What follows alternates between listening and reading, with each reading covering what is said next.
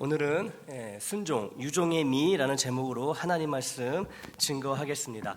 이스라엘 백성이 약속의 땅을 성공적으로 정복하고 그들의 지배하에 그 약속의 땅, 가나안 땅이 그들의 지배하에 들어간 이후에 이제 여호수아가 온 백성을 실로라고 하는 곳에 모이게 합니다.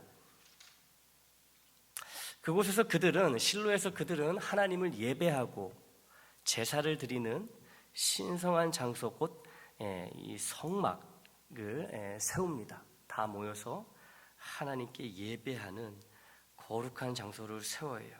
하나님의 인도하신 가운데에 하나님을 기억하고 하나님을 경배하는 성막을 세웁니다. 그런데 문제가 있습니다. 이스라엘 12지파 중 7지파가 아직 자신들의 기업으로 땅을 할당받지 못했어요. 5지파는 자기들의 이름으로 이 약속의 땅을 다 할당을 받았는데 아직 7지파가 그러지 못하다는 것이죠. 그런데 이 문제는 이 7지파 모두 자신들의 이름으로 땅을 받고자 하는 의지가 없었다는 거예요. 여러분, 땅을 준다는데, 너의 이름으로 땅을 준다는데 이거를 받을 생각이 없다라는 거죠. 의지가 없다라는 거예요. 참 이상한 일이죠, 여러분. 이 문제의 7지파 이름은 벤자민, 시므온, 스불론, 이사갈, 아셀, 납달리, 단, 이렇게 7지파였어요. 이 7지파들이 본인들의 이름으로 받을 땅이 있음에도 불구하고 지금 안 받고 있다는 거예요.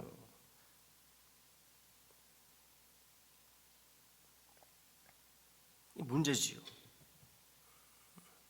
이 7지파의 이런 상황을 아주 안타깝게 여긴 여호수아가 그들에게 다음과 같이 묻습니다. 오늘 본문 3절이에요.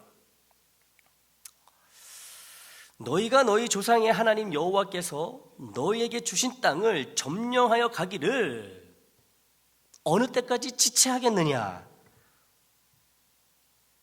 너희에게 주신 땅, 이미 주신 땅이에요. 주셨다는 거죠. 가서 깃발만 꽂으면 되는 거예요. 그러면은 그들 땅이에요. 도대체 언제까지 근데 가만히 있을 거냐? 민기적거리고 있을 거냐? 이 여호수아의 아주 답답하고 안타까운 그런 심경을 알 수 있는 대목이 바로 이 3절 말씀이라는 것이죠.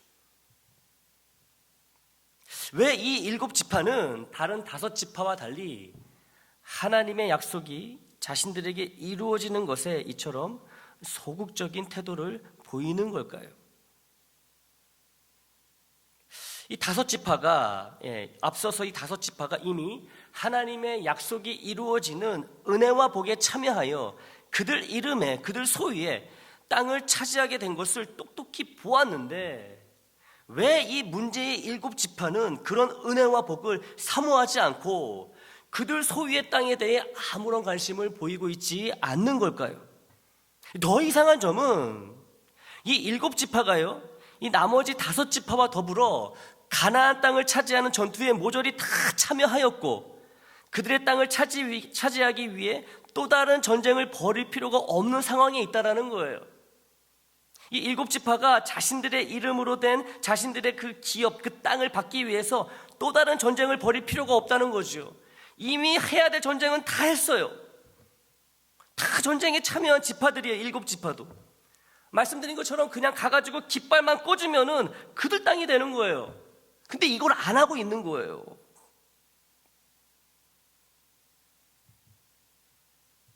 이 하나님의 그 약속이 이루어지기까지 모든 족속에게, 모든 지파에게 기업으로, 유업으로 땅을 주겠다는 이 하나님의 약속이 이루어지기까지 이 7지파에게 남아있는 일은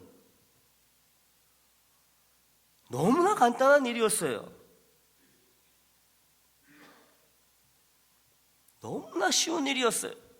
그들이 겪은 40년 강야 생활과 그리고 지난 그 전쟁들, 가나안 땅에 들어와서 벌였던 그 피비린내 나는 전쟁들에 비하면 이 남아있는 일은 너무나도 쉬운 일이었다는 거죠. 이 각 지파별로 세 사람씩 선정하여 이미 확보해 놓은 땅으로 그들을 보내면 그냥 끝나는 거예요. 그러면 그들 땅이 되는 겁니다. 7지파의 땅이 되는 거예요. 죽으러 보내는 것도 아니고요, 어디 유배 보내는 것도 아니고요, 뭐 돈이 드는 것도 아닙니다. 고생하는 것도 아니에요. 그냥 각 지파별로 3명씩 21명을 뽑아가지고요 그냥 보내면 되는 거예요. 아직 주인이 없는 저 땅, 하지만 이스라엘이 이미 다 정복한 그 땅 21명 보내면 되는 겁니다.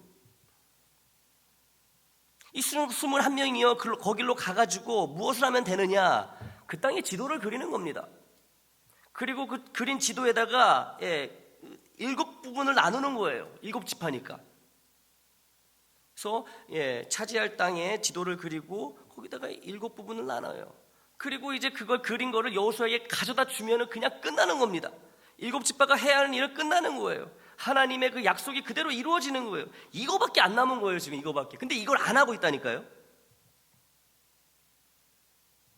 여호수아에게 그 지도를 갖다 주면은 7부분으로 나뉘어진 그 지도를 갖다 주면은 여호수아가 제비를 뽑습니다. 아직 그때는 성령의 시대가 아니기 때문에 제비를 뽑는 거예요. 제비를 뽑아가지고 나오는 대로 해가지고 이렇게 단, 여기는 뭐 베냐민, 이런 식으로 그냥 정하면 되는 겁니다. 그래서 가면 되는 거예요. 이거밖에 안 남은 거예요. 이것만 하면 하나님의 약속이 온전히 이루어지는데 다 와서 멈추고 있다는 거죠.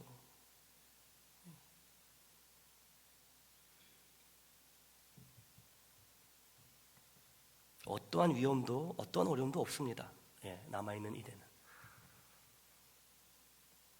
여러분, 차려놓은 밥상 그냥 수저 들고 먹기만 하면 되는 것처럼 그냥 각 지파별로 3사람씩 보내고 지도 그리고 제비 뽑으면 그냥 끝이에요.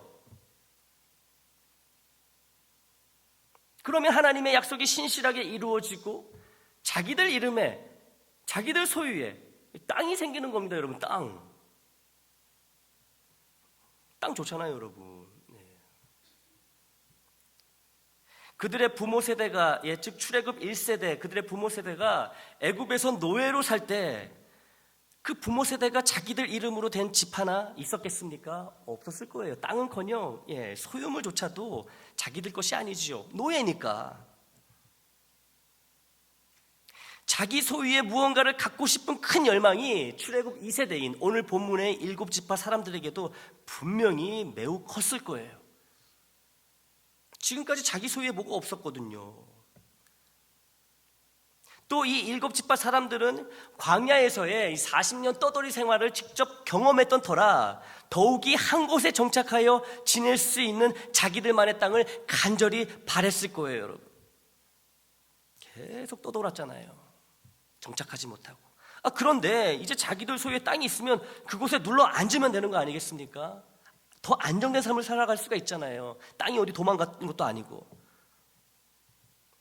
그런데도 왜 이 7지파는 여호수아의 책망을 들을 정도로 자기들 소유의 땅을 받게 되는 일에 이렇게 관심이 없었던 걸까요?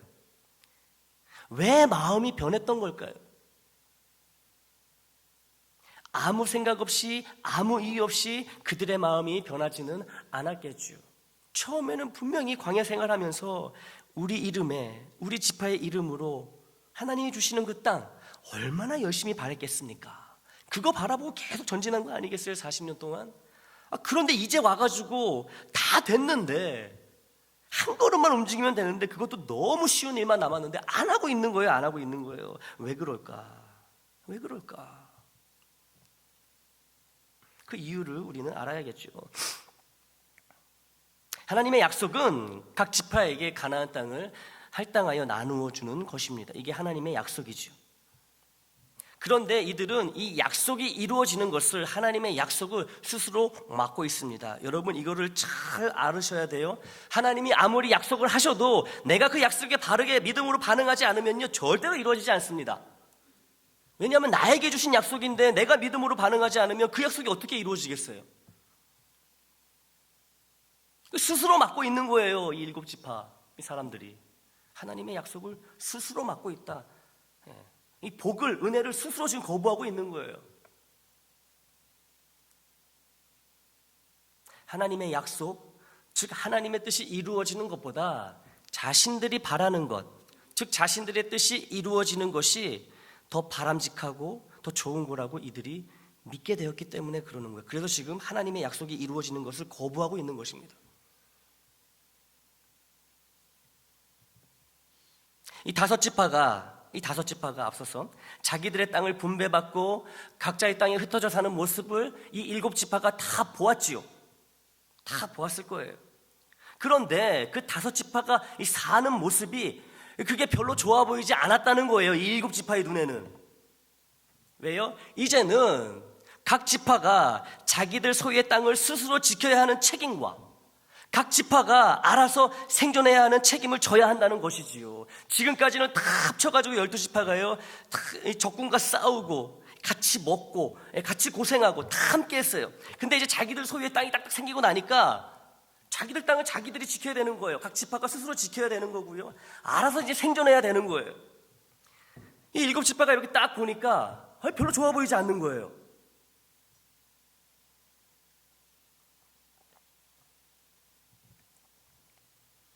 이 자기 소유의 땅을 얻게 되면 이런 무거운 책임이 따라온다는 것을 알고 나니 그냥 지금처럼 남아있는 일곱 지파가 네 땅 내 땅 구분 없이 함께 모여 살고 서로 돕고 사는 게 훨씬 더 좋아 보였다는 거예요.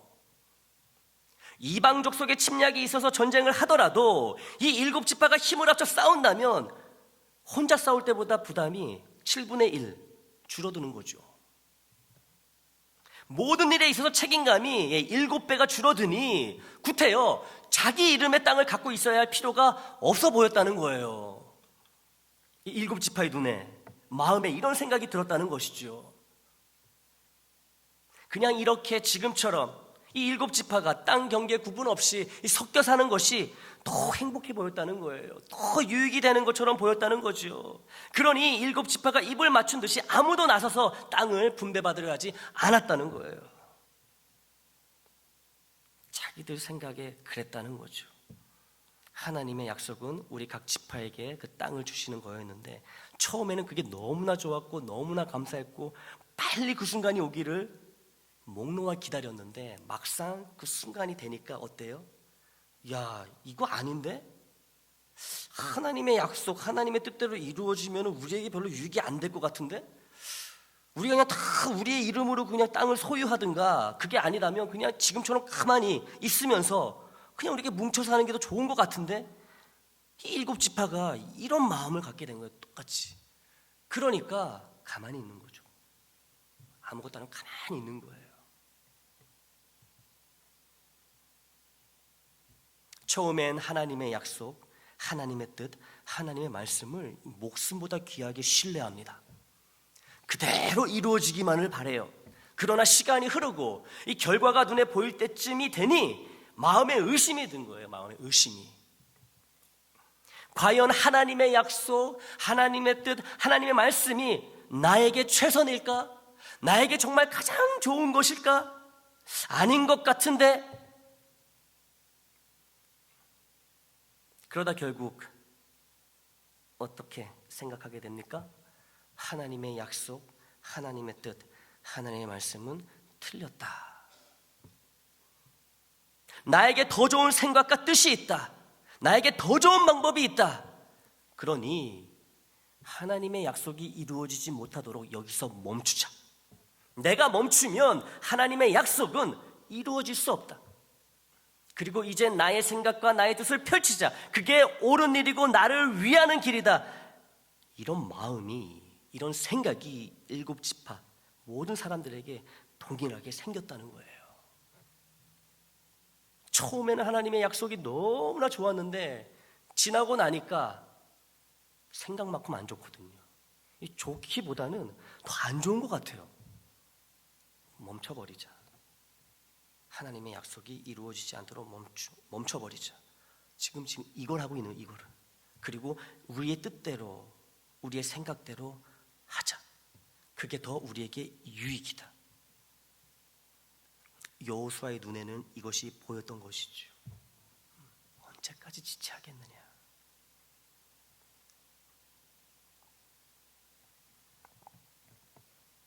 하나님에 대한 이런 의심과 불신이 결국 7지파를 물들이고 있었던 거예요.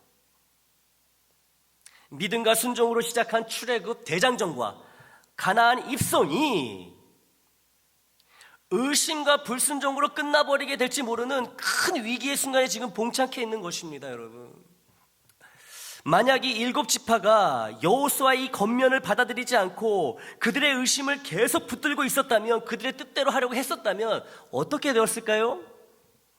그들이 예상했던 것처럼 모든 부담과 책임감이 7분의 1로 줄어들었을까요? 그들이 기대했던 대로 나머지 5지파들보다 수월한 삶을 살았을까요?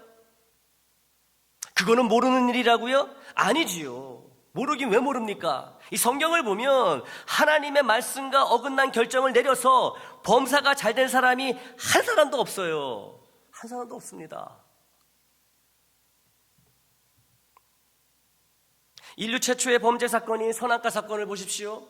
먹으면 정령 죽는다는 하나님의 약속이 있었는데도 사탄의 약속이 더 좋아 보였던 거예요. 더 그럴싸해 보였던 것이지요. 이 선악과를 먹으면 이 하나님처럼 된다는 이 사탄의 거짓 약속이 선악과를 먹으면 반드시 죽게 된다는 하나님의 진리의 약속을 이겨버렸던 것이죠. 어디서요? 아담과 하와의 마음에서. 하나님의 약속이 진 거예요. 사탄의 거짓 약속이 이긴 겁니다. 누구 때문에요? 아담과 하와의 그 죄된 본성 때문에.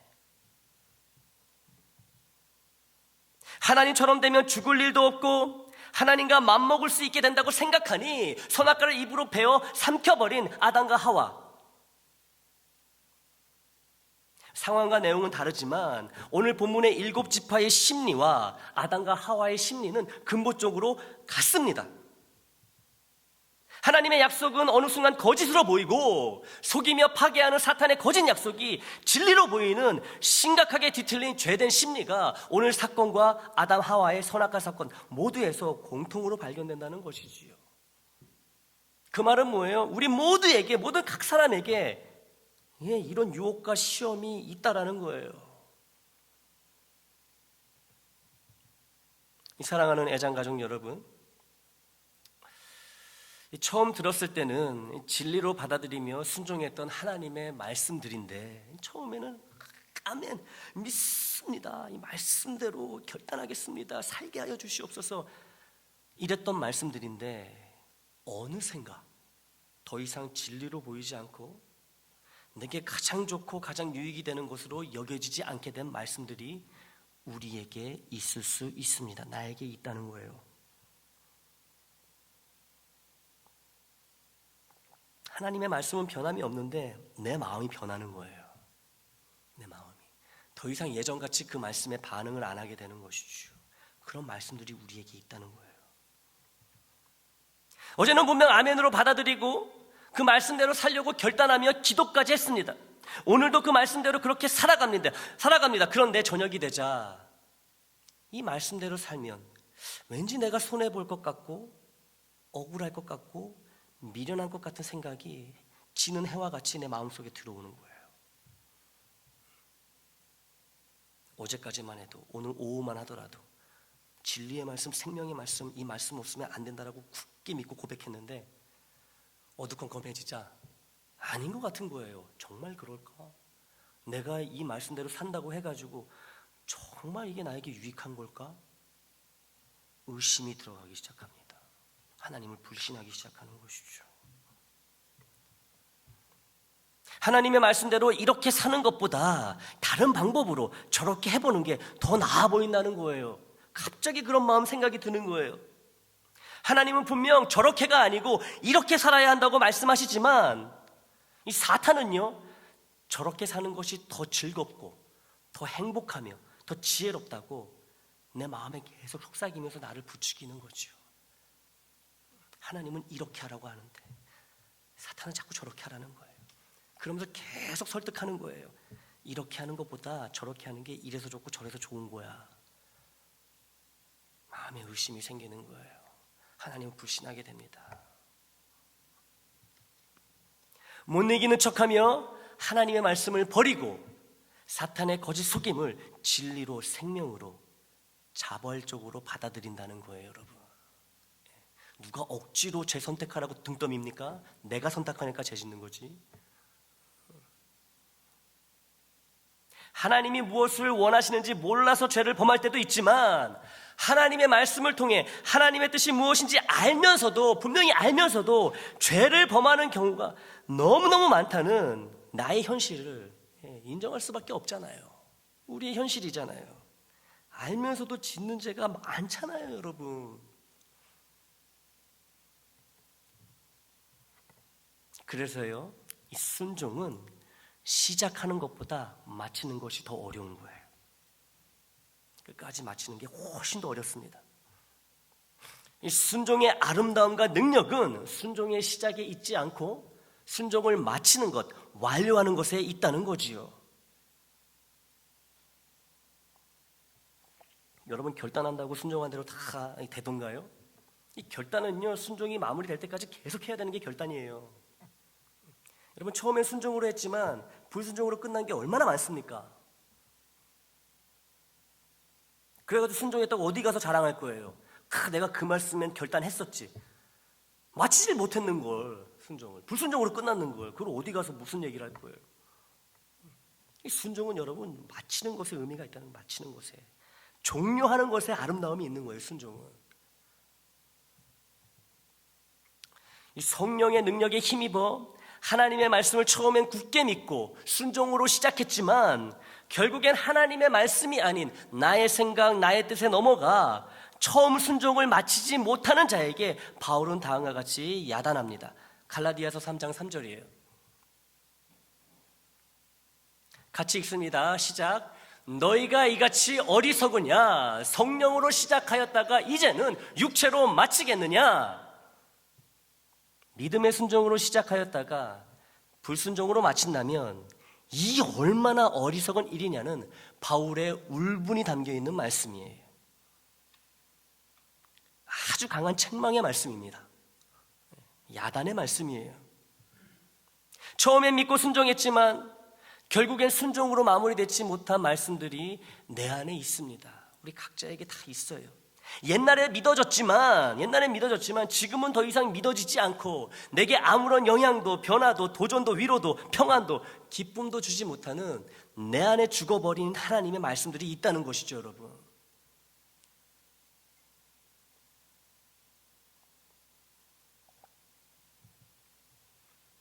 그러나 여러분, 아직 끝나지 않았습니다. 그렇다고 포기하기엔 아직 이르다는 거예요. 믿음으로 순종으로 시작한 말씀이라면 비록 중간에 불신과 의심 때문에 불순종의 상태에 있을지라도 자비의 하나님께 참 회개의 기도를 간절히 올리기만 한다면 마른 뼈도 살아나게 하시고 죽은 자도 살리시는 전능하신 우리 하나님께서 믿음의 순종으로 시작한 말씀을 믿음의 순종으로 마치게 하실 것이기 때문에 그래요. 반드시 그렇게 해주실 것입니다. 하나님은 나를 너무나 사랑하시는 아버지이시기 때문에 그래요, 여러분. 이때 하나님의 사랑을 여러분 우리가 찾아야 되는 것입니다. 회개할 때 정말 괴로움과 아픔으로 용서를 구할 때 우리가 하나님의 사랑을 찾아야지, 하나님은 날 사랑하니까 내가 이번에 이런 죄를 지어도 용서해 주실 거야, 이럴 때에 하나님의 사랑을 들먹이지 말아야 된다는 거예요. 순종을 행하다가 이게 아닌 것 같은데, 더 좋은 방법이 있는 것 같은데 라는 의심과 불신이 내 마음에 들어올 때면 나사렛 예수의 이름으로 사탄을 쫓아내십시오. 하나님의 약속대로, 뜻대로, 말씀대로 끝까지 순종하여 망할 것 같은 의심과 불안이 들 때면 나의 영혼을 향해 이렇게 말하시기 바랍니다. 순종 안에서 망한다 해도 불순종 안에서 잘 되는 것보다 100만 배, 1000만 배 내게 유익이라. 아멘. 제가 다시 한번 고백합니다. 여러분, 말씀대로 살아갈 때, 순종할 때 여러분 그 위기의 순간이 계속 찾아옵니다. 내가 이렇게 말씀대로 순종한다고 정말 이게 옳은 걸까? 이게 정말 내게 유익한 걸까? 이게 교회에 유익한 걸까? 내가 이렇게 힘든데 내려놓을까? 아니면 다른 방법으로 해볼까? 이런 의심과 불신이 반드시 찾아오게 되어 있습니다. 이렇게 하다가는 내가 망할 것 같은 그런 느낌이 들 때가 있어요. 얻는 것 하나 없이 다 잃어버릴 것 같은 그때, 그런 사탄의 유혹에 어떻게 우리가 대처하고 고백해야 된다고요? 나의 영혼을 향해서 이렇게 고백하시기 바랍니다. 순종 안에서 망한다 해도 불순종 안에서 잘 되는 것보다 100만 배, 1000만 배 내게 유익이라. 아멘. 아멘. 여호수아가 7지파에게 말한 하나님 말씀에 순종하기를 어느 때까지 지체하겠느냐가, 너희가 어느 때까지, 도대체 언제까지 지체하겠느냐, 이 여호수아의 말씀이 지금 이 시간 나를 향한 하나님의 말씀으로 들려지기를 원합니다. 또 바울이 갈라디아 교회 교우들에게 했던, 너희가 이같이 어리석으냐, 이 성령으로 시작하였다가 이제는 육체로 마치겠느냐, 이 말씀 역시 나를 향한 살아계신 하나님의 말씀으로 받아들여지게 되기를 원합니다. 순종의 시작도 잘하고 의심과 불안에 맞서 순종의 마무리는 더 잘하는 우리 애장가족 모두가 되시기를 주님의 이름으로 축원합니다.